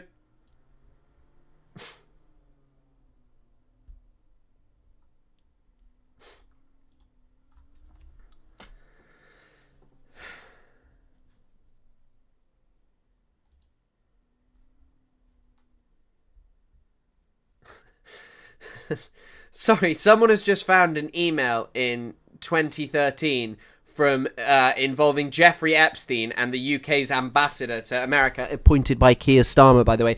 I would say that that's kind of like the stuff about like what Israel is of what Keir Starmer does as well. I think it's probably better that pedophiles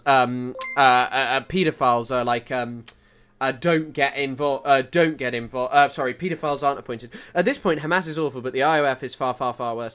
Not even comparable at this point. Hamas were never comparable to Israel. No matter what Hamas engaged in, they were never comparable to Israel in the sense of, like, all these people who highlight their barbarity and the need for the destruction about Hamas and stuff. Hamas are ultimately a product of what Israel does.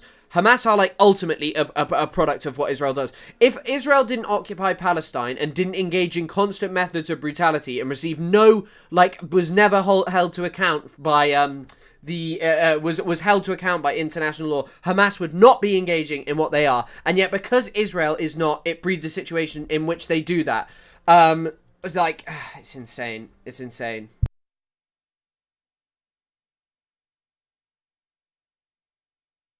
It was muted. I was saying I was coughing.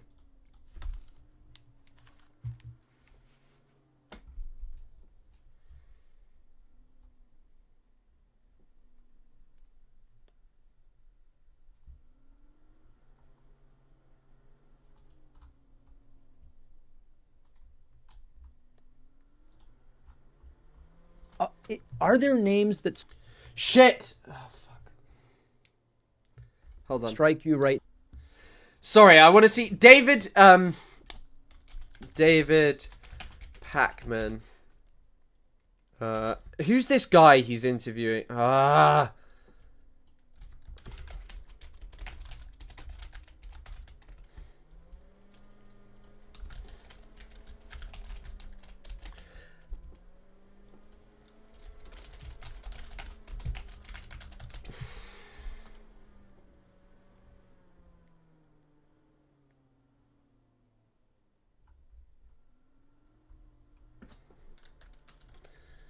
People ask me, who do you see right now as...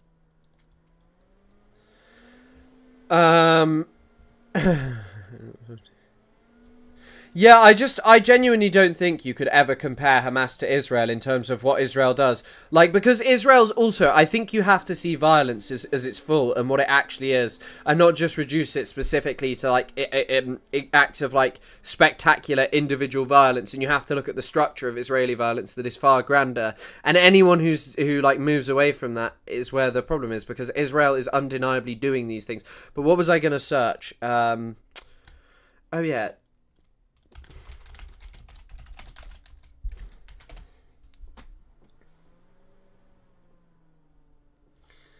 Are there names that strike you right now if someone said who is or who are the leaders of this party?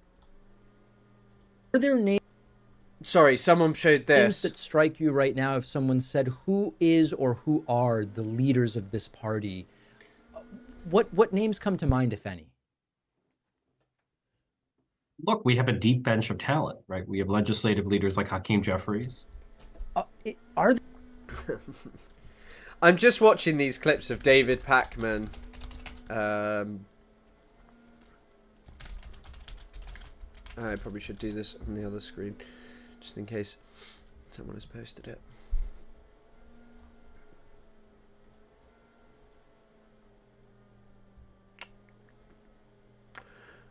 He did an interview with this guy in 2024, just like a pro-genocide mouthpiece. Like, brilliant.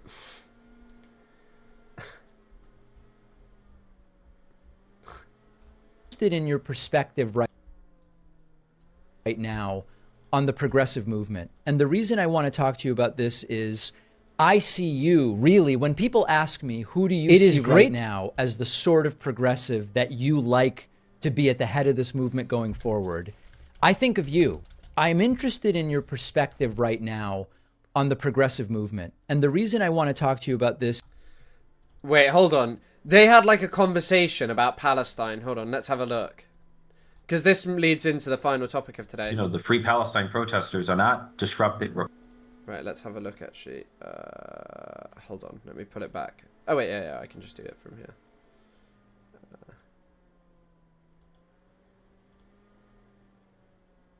want to just be negative because we've been talking about some things that we disagree with.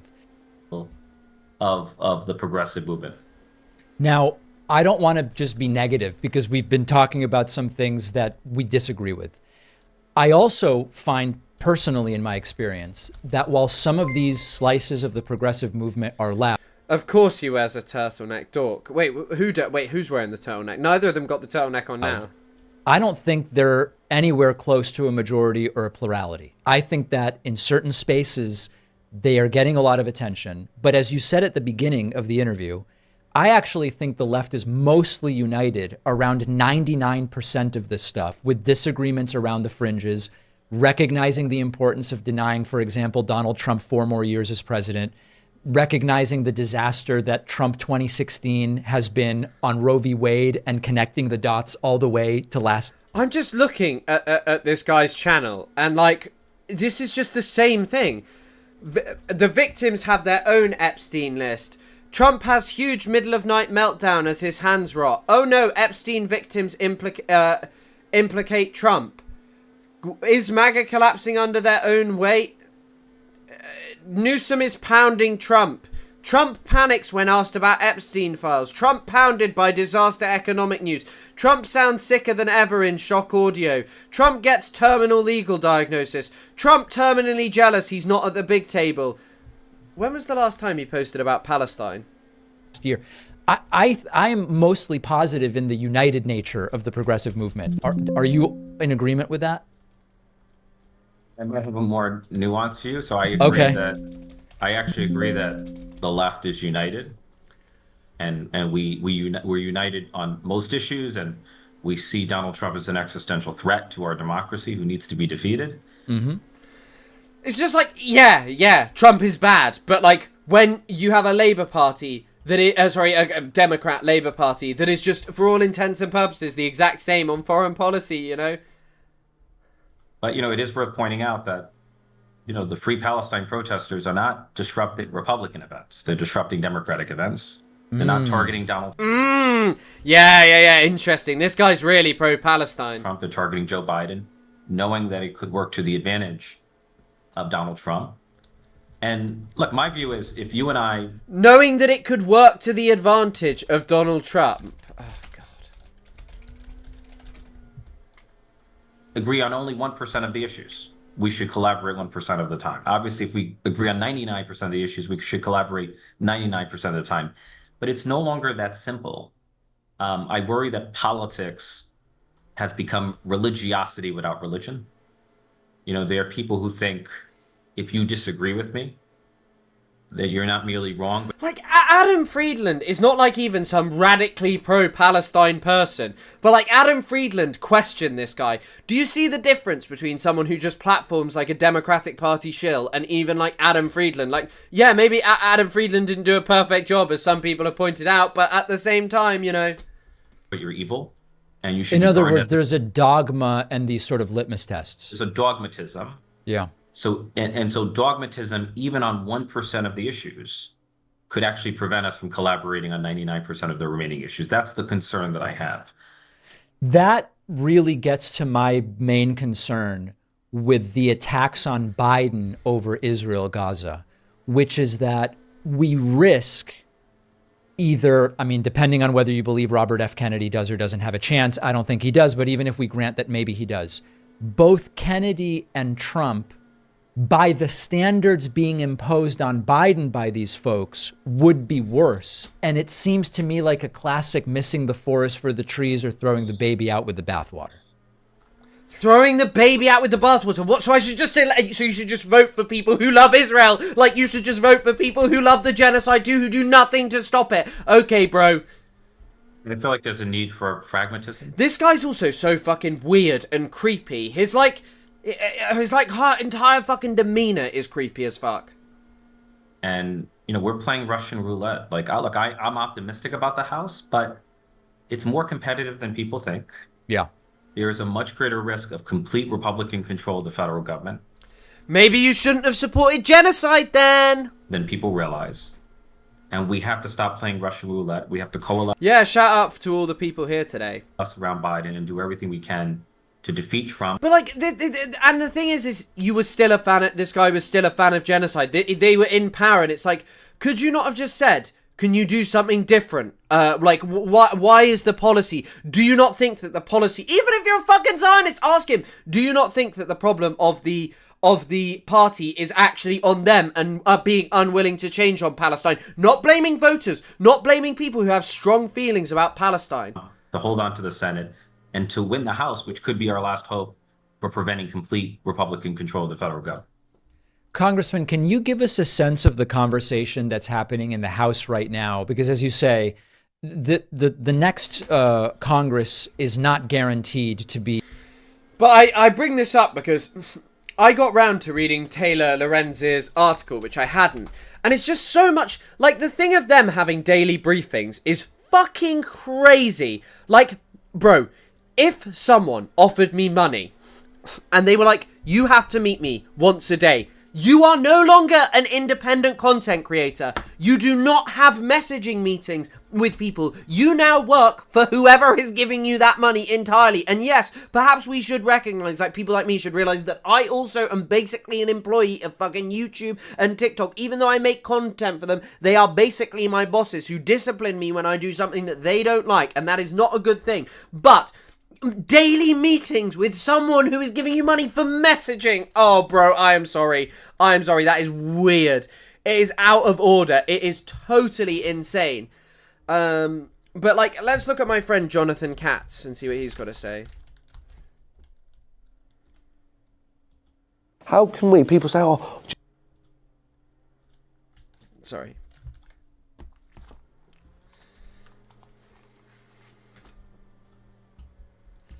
So there's been a lot of talk on this app over the last couple of days about influencers, journalists, influencers who think they're journalists or who people think are journalists, taking money from various... No, $8,000 is way too much. These people are still getting money from the Creator Fund. People with millions of dollars are receiving considerable amounts of money. Various sources, dark money sources, partisan sources. And I'm not going to weigh in on that article, Taylor Lorenz's article in Wired. I'm still trying to gather information about what all of that is about. But I did think that it would be a valuable exercise, since I'm a journalist and somebody who identifies himself in my... Oh, shit. Sorry. Oh, fuck. So there's been a lot of talk and some transparency, so you guys know where my income comes from, and you can make your own decisions there. And I just think that this would be it's a good thing to model, because I think it's a good thing for people who are journalists or who aspire to be journalists to do, to sort of open their books, such as it were. So the first thing is, I'm a professional journalist. I've been a professional journalist for over 20 years now. For many years, the bulk of my early career, I worked for the Associated Press. I was a foreign correspondent, and I was also an editor in New York for them for a little while. I left AP in 2012 to write my first book, which is about the Haiti earthquake, the big truck that went by, how the world came to save Haiti and left behind a disaster, and I embarked on a freelance career, which is now 13 years old. One thing that I should note here at the top, I am not funded by any kind of partisan source. I do not take money from political parties. I do not take money from governments. Full stop. If I ever do, if that would change for some reason, I would be upfront about that. Okay, so that is one thing to know about me. Like I was saying, for many years I was primarily a freelance journalist in addition to writing my books.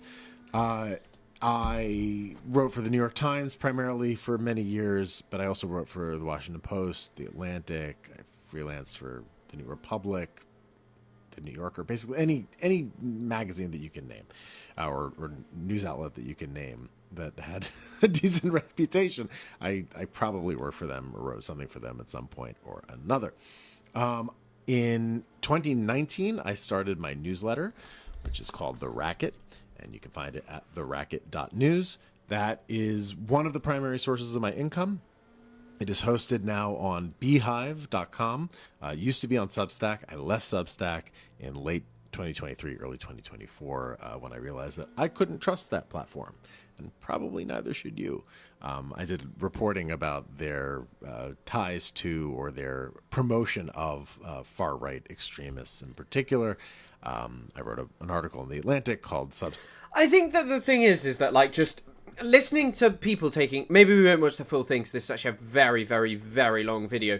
But, like, listening to an actual journalist just talk about it, taking money from political parties, it's crazy. It's crazy. And I do think that, like, a big part of this, or, like, politically adjacent things, and things where you have to, like, disclose any meeting that you have, you know... There are a few people who I wanted to have a look at who, like, there's just, of course, like, like, you keep talking around this, but you chose not to publish the contract. If you went back to your editor right now and you said, I actually think I want to publish portions of this, you're telling me they would say no? Why I would they say already you can't signed do an that? agreement saying that I wouldn't. I signed an agreement saying that I wouldn't do that. Wait, so with who? I'm with Wired, that I agreed to report this stuff exclusively for Wired. That's agreeing to report it exclusively for Wire, that you would give them the scoop on something. It's not the same as agreeing that you wouldn't publish any of the source material. No. Stephen, please. I know that you haven't... The only thing I have to say is about this is why the... like, Taylor probably don't have a conversation with a sex offender. Freelance very much, but no. I mean, I guess she's a journalist, so you do sometimes have to interview and speak to sex offenders occasionally, but... The point is that Hold on, I'm sorry, just to be extremely clear, you're telling me that you have a clause in your exclusive reporting on this with Wired, a clause in your contract that says I will not publish any of the source material in my article that I write for this. Yeah, what I signed on to, which is totally standard in a lot of freelance contracts, is that I wouldn't publish it, you know, that I wouldn't publish, that I would reserve all of my exclusive reporting material for them. That means I'm not using it for a podcast. That means I'm not using it for social media. Taylor, I love you. Listen, Stephen, don't interrupt. Well, Excuse me. I've signed a lot of these contracts and you're doing this game. You're doing the game. If you keep interrupting me, we're not going to have a conversation. Okay. Are you going to let me finish speaking, or are you going to keep interrupting me? Okay, go ahead. Please let me finish my thought before you interrupt me again. Go for it. Well, you keep talking around this, but you... like, also, Destiny debates Taylor Lorenz squirms. Did she really come across as squirming? Why not ever publish any of the contracts themselves? Because it feels like, obviously, there have been a lot of creators now that have come out and responded, saying that a lot of the claims weren't true. I think you've replied to them that the replies aren't necessarily rebuking anything you've said. But I'm curious, why not just publish, like, parts of the contract? It's such a good question. Oh, it's such a good question. And it's something that I get all the time. You know, when I reported, for instance, on Mr. Beast's years ago, before all the Mr. Beast stuff came out publicly, I wrote a big cover story for the New York Times about Mr. Beast's labor practices and these really restrictive NDAs he was signing people to, and some of the other stuff. And you heard the same thing from, like, publish the receipts, like publish the contracts. And this is something like I think people have gotten used to because of social media, and because most of the sort of content that they're consuming is maybe through YouTube or through, like, social media content, where there's this, like, receipts culture, right? Which is great in a lot of ways, where people are sort of showing evidence on screen as they're talking about things. So I wish I could publish, like, 100% of our reporting material. I feel that way about all of my stories. But we have sources. Why not ever publish any of the contracts? That funnel, like, heavily implies that the way that the article is written is that Chorus can block you from doing your own independent media. But I don't even think that this is the thing. I think that what she's actually talking about in the article that makes it particularly interesting is that it's like the messaging meetings, and the fact that, if you talk about it, you know, if you talk about it publicly, you can get in trouble, and the fact that Brian Taylor Cohen, who has over 4.6 leads messaging check-ins for the creator cohort on rapid response days, according to records reviewed by Wired. Chorus claims that its initial creator cohort has a collective audience of more than 40 million followers, with more than 100 million weekly views, and hundreds of creators and ready to amplify messaging. But just the fact that you have to go for a messaging check-in, if that is not sounding alarm bells in your head of, like, what? Why are you doing messaging check-ins with someone who is known to be, like, someone who is known to just, like, toe the party line? Like, that feels weird, bro. That feels weird. Like, it does feel very strange. And all of these people, by the way, just upload the same stuff. Like, it's just like... It's just anti-Trump media. It's just anti-Trump media. That's all it is. And like that's okay. But also at the same time, I feel like you're not saying anything all that critical of the system which has elected Trump, or the country which gets to the point of having Trump, and how Biden's regressive policies on immigration and Obama's too open the door for someone who's even more regressive, and not having people who unequivocally push back is where the problem lies. And I think there's almost an element of like when your entire content is just posting about Trump, is that not a problem in the sense of you just elevate Trump? Like, you talk about every scandal, and every time Trump is defeated, humiliated, and these things and that things, he always seems to bounce back and fucking win. And it's just like, one more scandal, bro. I'll just report on one more scandal. And it's like, that's it. That's it.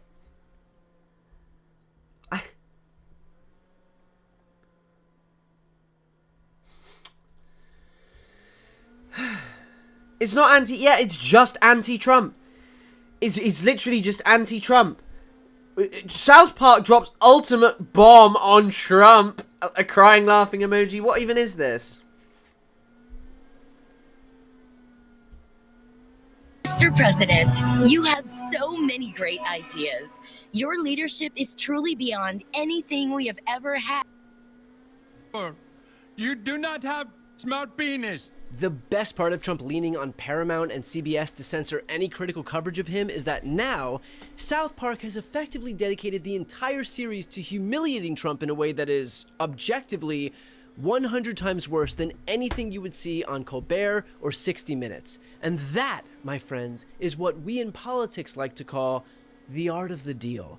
This clip highlights the fact that Donald Trump's entire approach to government is demanding total fealty and slavish devotion to him. Lead your daily messaging check-ins more, bro. Lead your daily messaging check-ins with your court of people who you fund, you know, and they won't criticize the king all too much. No, because then they might get beheaded. You think I'm being facetious here? I can assure you I'm not. Here, for example, is what his cabinet meetings look like. He's actually doing the things that he promised that he would do. And Mr. President, it's been an honor to be part of it for the past 100 days. Mr. President, the last 4 years, the world experienced a total lack of zero leadership under Biden. And then we've had 100 days of your leadership with respect, with strength. President, your first 100 days has far exceeded that of any other presidency in this country, ever. Never seen anything like it. Thank you. President Trump, in your first term, when I had a chance to work with you as governor, you were courageous. The thing that's empowering this amazing group of people around the table, you probably assembled the greatest. Biden was fucking geriatric and had all these people around him. Oh, just Jesus. Cabinet ever, is that this time you're not just courageous, you're actually fearless. You know, I'm old enough to remember when the Republicans actually impeached a president for getting a blowjob.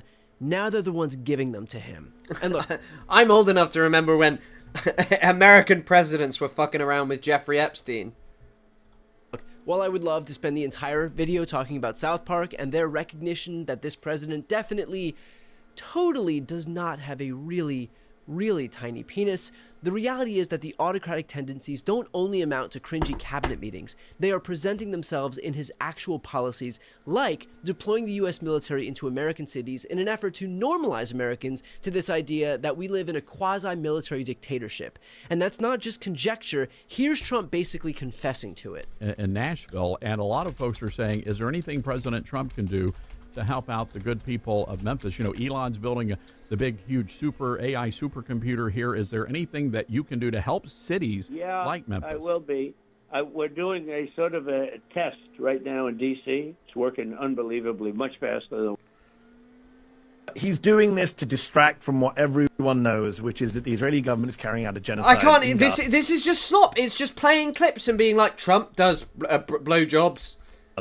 We just published a poll today, Brian, from Data for Progress, which shows that Americans by a 14-point margin say what is happening in Gaza is a genocide. This is no longer a debate. The American public believes it's a genocide. The top genocide scholars in the world believe it's a genocide. The International Court of Justice continues to investigate Israel for a genocide. And the Israelis keep saying genocidal things. So good luck, Benjamin Netanyahu, suing the New York Times. That'll be a great bit of discovery that goes on there. Although I would say they don't need to do any discovery. What's hidden in Netanyahu's emails that they haven't said publicly? Every member of the Israeli government has said something genocidal at some point or another over the last year and a half. The heritage minister, Brian, said last week that we're gonna take over Gaza and make it Jewish again. These are the words of the heritage minister last week. The settlements minister said we don't care about the hostages. Not about the hostages, it's about taking back Gaza. Benjamin Netanyahu himself has talked about the Palestinians being Amalek, which is biblical, including the donkey. The Israeli government has been these in American history.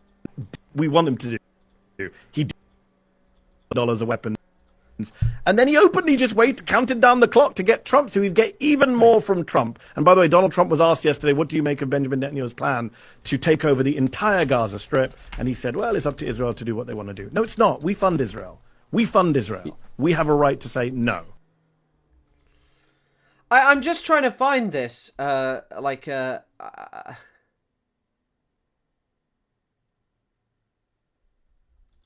Brian, you spend a lot of time with Democrats. They come on your show, they talk to you, they watch you. You have one of the biggest audience on YouTube. It's just Mehdi Hassan talking. Like, I want to see if there's much here. Liberal politics. What advice are you giving them when you're doing your monologues, when you're interviewing people? What do you want them to hear? Fight, fight, fight, fight. There is such a dearth, there is such an absence of an ability to fight. I feel like for so long we have been the fight for what? Dick Durbin party of impotence on the left. And, you know, the best example I have is you look at the parliamentarian, and if something happens where we need some, you know, the reconciliation process is happening, and we need to know if it can go through, and Democrats look to the parliamentarian and the Radical Islamism doesn't seem to align with neither the right nor left. Therefore, do you think we can modelize the political spectrum with a triaxiom of their more... Radical Islamism does align. It aligns with, like, right-wing regressive identity politics. parliamentarian says, I don't think this is going to fall into the category of reconciliation. Democrats go, well, that's it. What could we possibly do now? And, like, the Republicans are like, when the same thing happens with the Republicans, they're like, fire the... But, like, also, what do you mean? Like, you're just acting like these people are stupid. Like, this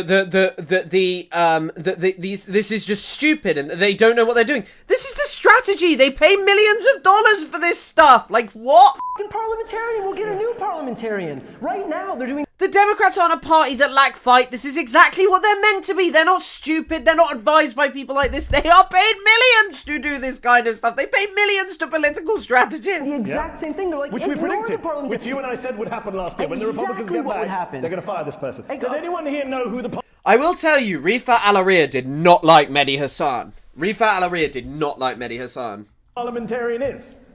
Well, she's the most powerful person in the Democratic Party and persona non grata in the Republican Party. And so I think, going back to your initial question, it is to learn how to fight back. For so long, it has felt like Democrats are there to protect the processes of government as opposed to being there to serve people, to make sure that we have healthcare protected, climate change combated, that gun violence is reduced, all of the things that you actually run on. But once you get there, it feels so often like you're just there to protect these processes, to protect the filibuster, to protect the institution, and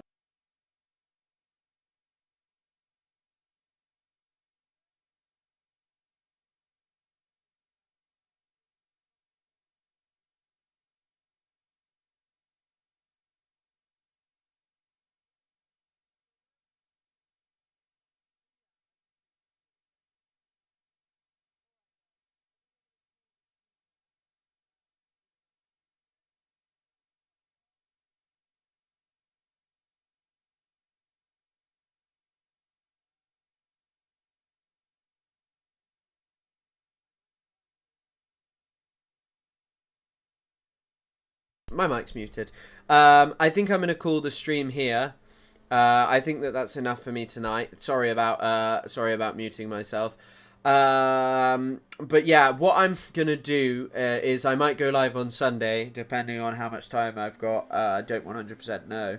But yeah, thank you all for coming. Thank you all for watching. Thank you for another exciting week. I'll be back, I guess, on Monday at the latest. So yeah, have a great weekend. Thank you all. See you later. Now I've got to listen. Gotten her.